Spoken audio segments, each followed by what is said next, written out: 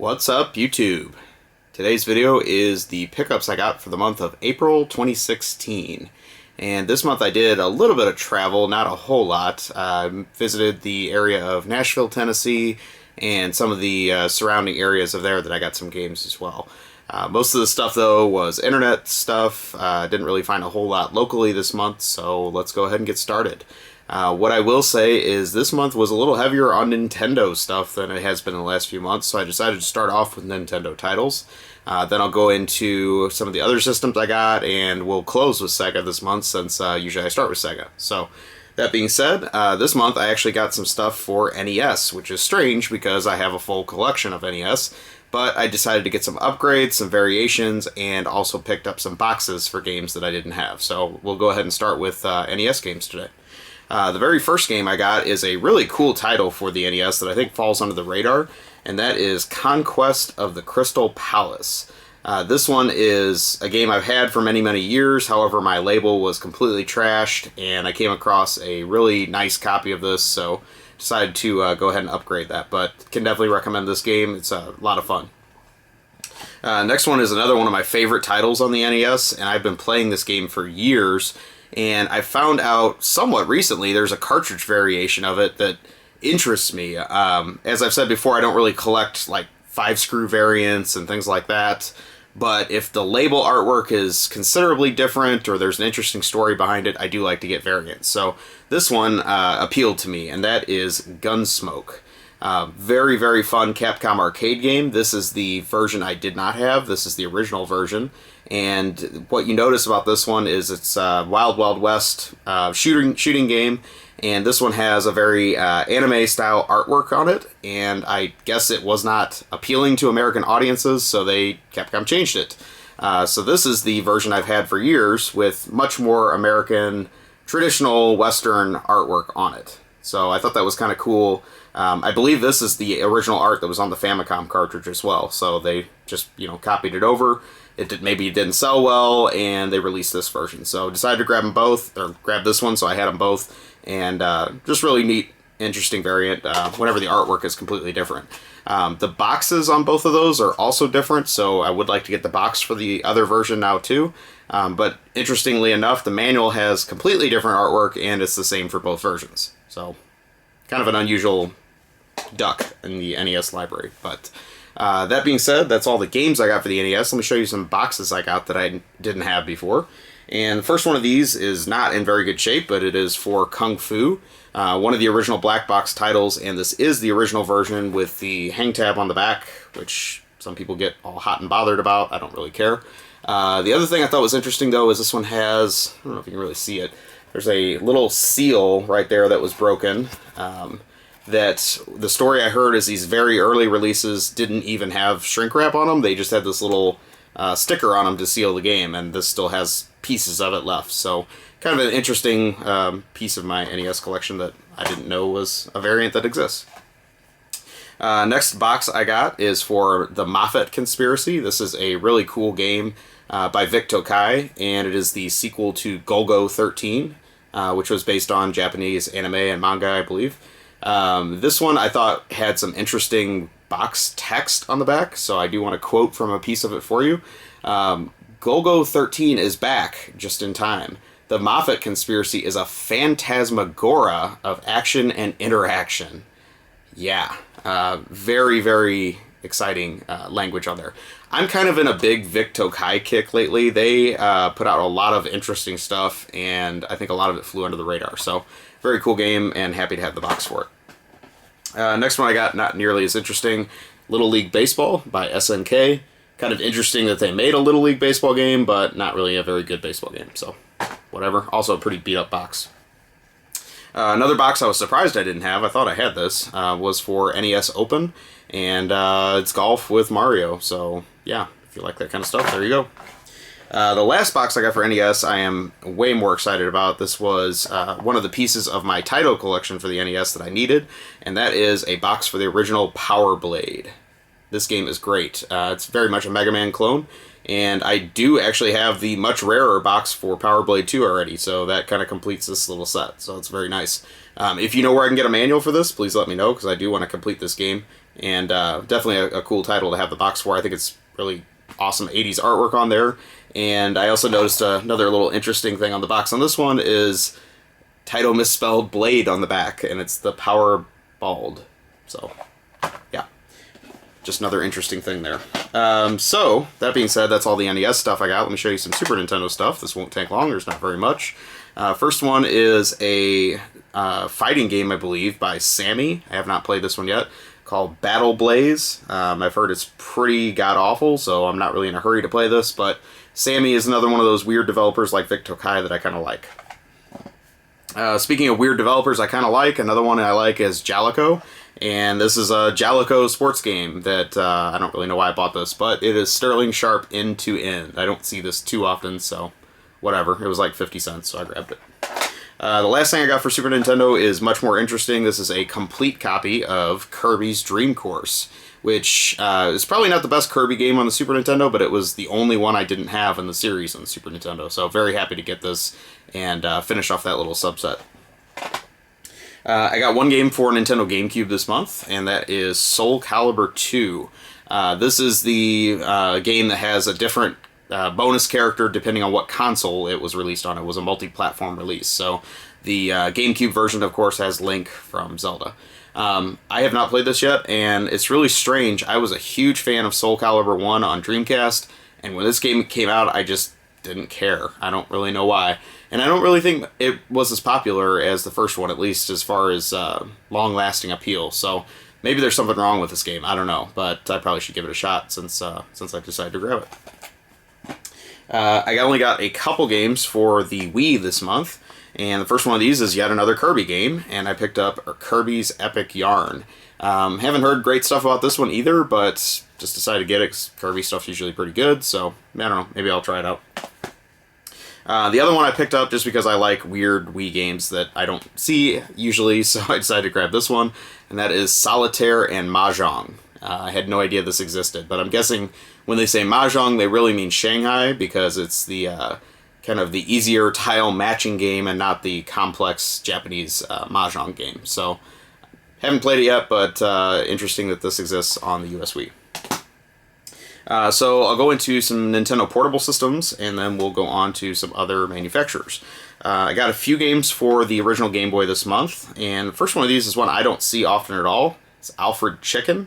Alfred Chicken is a NES game that's very rare and has been going up in price a lot, so I kind of think the Game Boy version it was released the same time, so I can't imagine they made a ton more of these either, but I think it's just one of those Game Boy games that kind of flies under the radar, and it is a little bit difficult to find. Next one is Navy SEALs, based on the horrible 90s movie. I remember that Kevin Smith of Clerks fame had a joke about Navy SEALs in the movie Clerks, which was really funny to me at the time. So just basically making fun of people that picked up anything in a video store, and people got excited about Navy SEALs. So yeah, just an interesting little tidbit there. And then the last one I got for original Game Boy is Race Drive-In, which is, of course, a port of the Atari arcade game. And 3D graphics on the original Game Boy, yeah, not so good. I got one just box for the Game Boy that I didn't have, and that is for the original Mega Man. It's a really nice shape. I was pretty excited to get this from one of my friends. And then I picked up a game for Game Boy Color based on a recommendation from one of my followers, and I appreciate that. I hope I get your name right. I believe it's Andreas. He recommended this game for the Game Boy Color, and I said, well, that's a game I never even thought of before. It's Action Man, based on some crappy license. I thought, that's not something that's going to interest me whatsoever. But I was wrong. I looked up some video on it, and he was right that it is something that interests me. It is a Natsume-developed action game. I was very excited to watch the footage of this, and I thought the music sounded particularly good. I ordered one on eBay, and to my surprise, it came in sealed condition, which is good and bad. Bad in that I don't even want to open this, because I figure how many sealed Game Boy Color games are left. So I am currently looking for a loose cartridge of this, just so I can play it, and I kind of want to keep this copy sealed. But interesting that it was a Natsume action-developed game. Probably wasn't even designed for the Action Man franchise originally, and then they just put the license on it for the US and maybe Europe. I don't know. But yeah, interesting under-the-radar Game Boy Color game. Thanks for the recommendation on that. I got a couple games for the DS this month, and the first one of these is Advance Wars Dual Strike. I have not really played a lot of the Advance Wars stuff, but decided to grab this one because I found it for a good price. So I don't know, maybe I'll give it a shot. I love front mission games. If that helps, maybe I will like this. I just haven't really given the series much for the time of day. The other DS game I got, I am way more excited about. This is a game that I had loose for a long time, and it was bugging the crap out of me that it was loose, because it is a really cool release for the DS, and that is Sola to Robo, Red the Hunter is the subtitle of that. This is known as the spiritual sequel of Tail Concerto on the PS1, which is a game I've really loved on the PS1 for probably about 15 years now.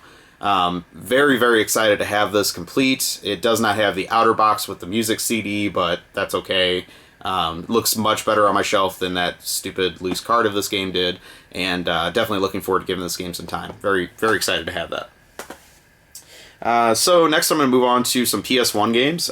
If you've been watching my last few videos, you know that I've been really stocking up on PS1 stuff. I just have this feeling that it's the next NES. It's just got so many quirky titles that got low print runs, and it's really a good time to stock up on PS1 stuff, so that's what I've been doing.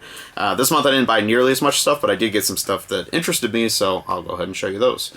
First one of these is another piece of the Fighter's Edge subset of Capcom fighting games that they put out, and this is Marvel Superheroes vs. Street Fighter.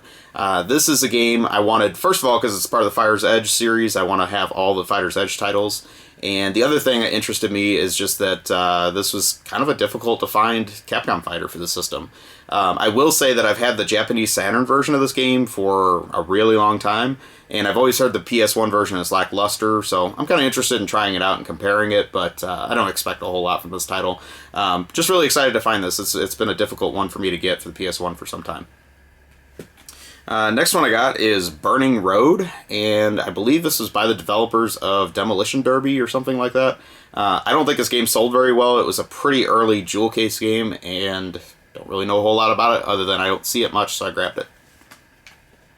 Another game that is kind of an unusual one for the PS1 that interested me is Spider. Really like the artwork on that game. It's kind of unique how it has the text for the game off-centered to the side. That's so, breaking the mold of what you think of when you think of a typical game cover. But haven't had a chance to play it yet, but I don't know, hopefully it's pretty good. I like the cover art, if nothing else, so very cool to get that. Speaking of the game that probably sold reasonably well, I just don't ever see it, so I grabbed it, is Twisted Metal Small Brawl.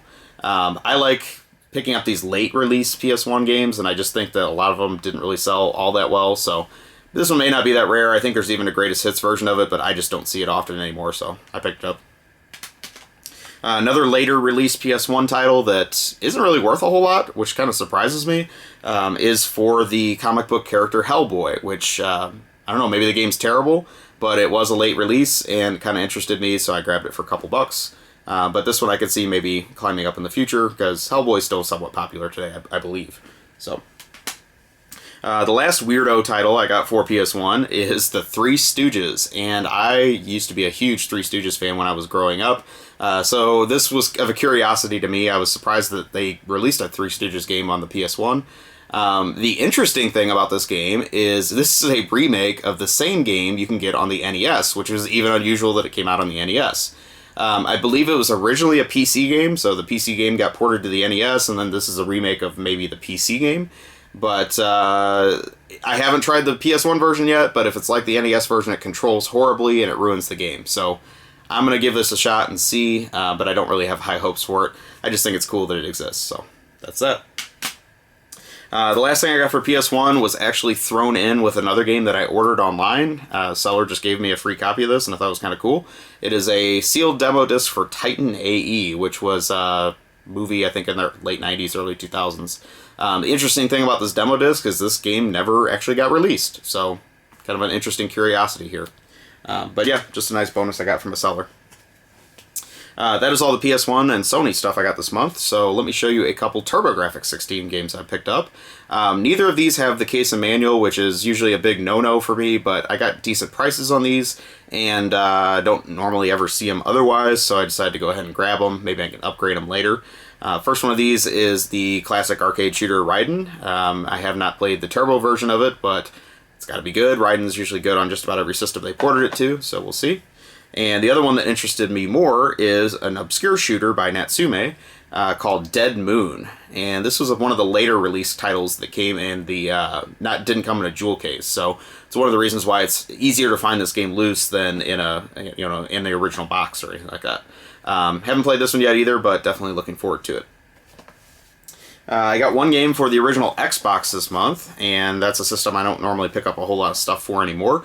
But it was one that kind of interested me, and that is the Silent Scope Complete Collection. So this has all 3 Silent Scope games that got ported to the PS2 as separate releases, put together in one release for the Xbox. And I think this supports the Silent Scope rifle, which I've never seen before, so I guess maybe that'll be something I could look for in the future, but it's a giant green rifle, so yeah. Got a couple upgrades for Sega Genesis this month, and both of these were games that, well, the first one was a game I needed the box for. I already had the manual and the cartridge. The other one I had the box and the cartridge, and I got the manual for it. So very excited to complete both of these. These are both very good titles for the Genesis, and they're in really good condition, so I'm excited about that too. First one of these is Caliber 50, and this is the one I needed the box for. Really cool port of an arcade game, just a top-down shooter. I think the original arcade game had rotary control, so it uses kind of a simulation of rotary control for the Genesis.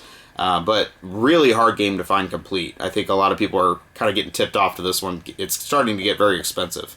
So I got very lucky to finally find a box for this so I can finish this one off. This other one's one I've owned for many, many years. It's one of the greatest titles on the Genesis, in my opinion, and just needed a manual for it, so I got lucky, and one of my friends was able to trade me a manual, and that is for Mega Turrican. Very, very great run-and-gun shooter for the Genesis, so excited to have that complete, too. So I'm down to my last game for the month, and this is one that has recently caught my attention as one that I really wanted to track down. I just got this in the mail yesterday, and I'm super excited of the condition of this. It's in great condition, and that is Flink for the Sega CD. And you'll notice it's another Vic Tokai published game. They didn't really have anything to do with making this game, but it is just another one of those oddball Vic Tokai titles that fell under the radar. What interested me about this one is this is the same developers that produced Adventures of Lomax on the PS1, which is a great action platformer. And judging by the graphic style, it looked like more of the same, so I was really wanting to try this out. I played it a little bit last night. I will say the control on this one is very iffy. It's just really trying to pull off too much, but graphically it's a beautiful game for the Sega CD, and it has some nice graphic tricks they threw in just to really perk it up. But it has that same really nice hand-drawn graphic style. I don't know if you can see the screenshots on the back very well, that Adventures of Lomax has. So very much a game that I'm excited to add to my collection. I'm going to give it a little bit more time this week, and maybe my opinion will change, but very hard game to find, and I'm excited to get that too. So that pretty much does it for the month. Hopefully you enjoyed this video. Please take a moment, like, comment, subscribe, let me know what you think, and I will talk to you soon. Have a great day or night, wherever you are.